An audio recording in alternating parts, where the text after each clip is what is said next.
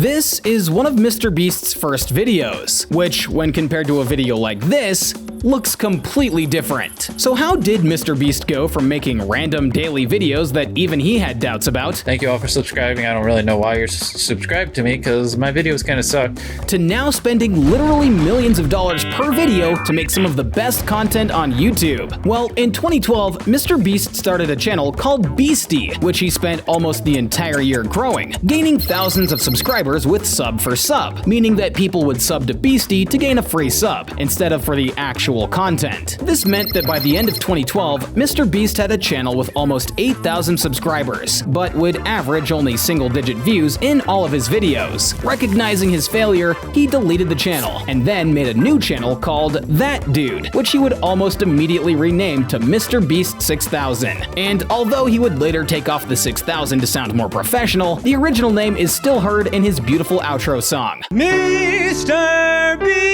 6000. More on that later, but for now, let's go back to 2013.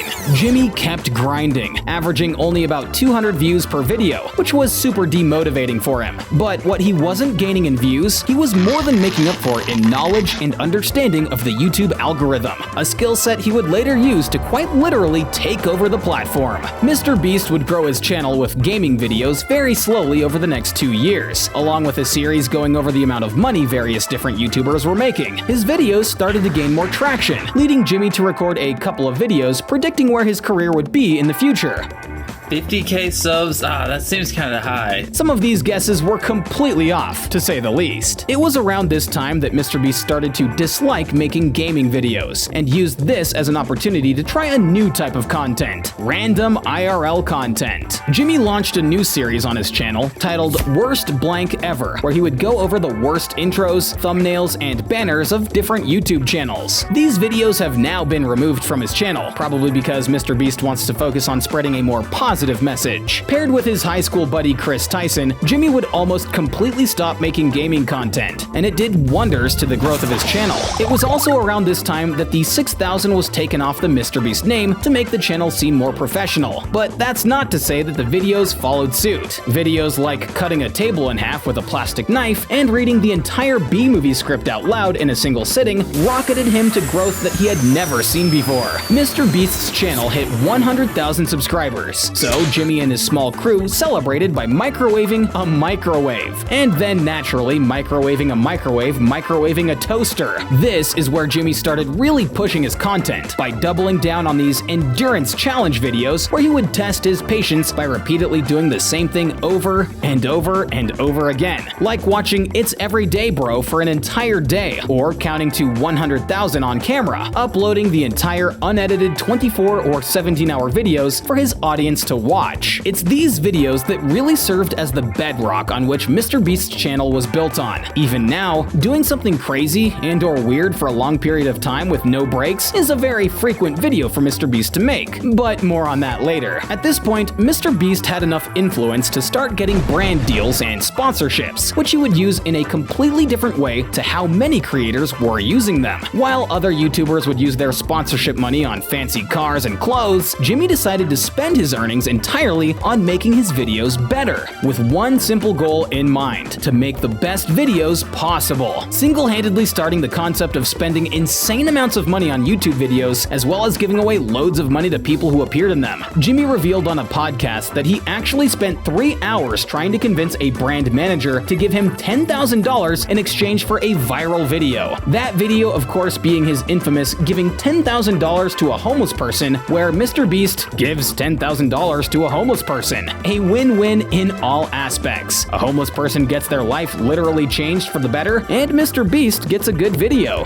Good video being an understatement, of course, since this video went absolutely viral. On a platform where the norm was to prank people, seeing someone do something good for another person with no ill intent obviously spoke to a lot of people. Following the success of this video, Jimmy had a much easier time getting sponsors to give him large sums of money, which he would give away to random people, such as pizza delivery guys and fast food workers. MrBeast became so used to giving away money that he now does it randomly in the middle of his videos to make the people in them even happier. These types of videos performed so well that he was able to use the money made from those videos to finance other crazy videos on his channel, such as flooding his friend's backyard with Orbeez. The next obvious step for Jimmy was to combine his endurance challenge video style with giving money to people. Last to leave the circle wins $10,000, last to take their hand off the Lamborghini wins it, last to leave the pool wins $20,000. All of these videos shared the same concept with different props, but the idea behind them was still the same. The idea that MrBeast came up with years before. The people participating in these challenges were his friends, a crew that he was growing alongside the channel, his friends becoming almost as important to the channel as Jimmy himself. But the videos just kept getting crazier. More money, more people, bigger productions. But amidst all of this, MrBeast has one focus: PewDiePie. PewDiePie's war against T-Series wasn't going well, so Jimmy decided to use his reach and resources to help him out by making loads of videos about subscribing to PewDiePie. Like, seriously, he bought billboards and even got the message to show at the Super Bowl. But let's get back to MrBeast. Just like he had done with the homeless man and the various random people he donated money to, Jimmy decided to use his platform to launch the #TeamTrees with Mark Rober and plant a couple of trees to help the environment. 20 million trees to be exact, getting donations from loads of massive YouTubers and celebrities, blowing up MrBeast even more. And it just so happened to be that around this time, one of Jimmy's prediction videos came out. Dude, if I don't have 1 million subscribers when you see this video, my entire life has been a failure. Which he underestimated by just a little bit. Having one channel doing really well was pretty nice, but Jimmy saw an opportunity to grow his company exponentially with the introduction of a gaming channel, which blew up immediately, leading MrBeast to make other channels like Beast Reacts and Beast Philanthropy. At this point, his main channel is just crazy. He's buying islands and breaking records for most money spent on a single YouTube video with pretty much every single upload. With his massive audience, Jimmy started using his viewers in his challenge videos, rounding up hundreds of them to compete against each other for various prizes in different scenarios. Videos like Parents vs. Children and the somewhat controversial Keep the Finger on the App challenge. But MrBeast saw an issue with his channels. They were only in English. Less than 10% of the world speaks English, so 90% of the world can't even enjoy your content. So to fix that, he started a channel in Spanish, MrBeast en Español, which holds the record for quickest growing channel in the world, complete with a full voiceover cast and Spanish subtitles. But that wasn't all. MrBeast started 10 other channels to cover the top 12 most popular languages in the world, and unsurprisingly, all of those channels did incredibly well. But having multiple channels running side by side is a management nightmare. So YouTube stepped in to help with the addition of multiple audio track videos, allowing creators to dub their content in different languages so all the different dubs would still be on the same channel. So after taking over YouTube in the top 12 most popular languages in the world and planting 20 million trees, Jimmy decides to start cleaning the seas with #TeamSeas, as well as helping the community in loads of other ways. But here's the real question: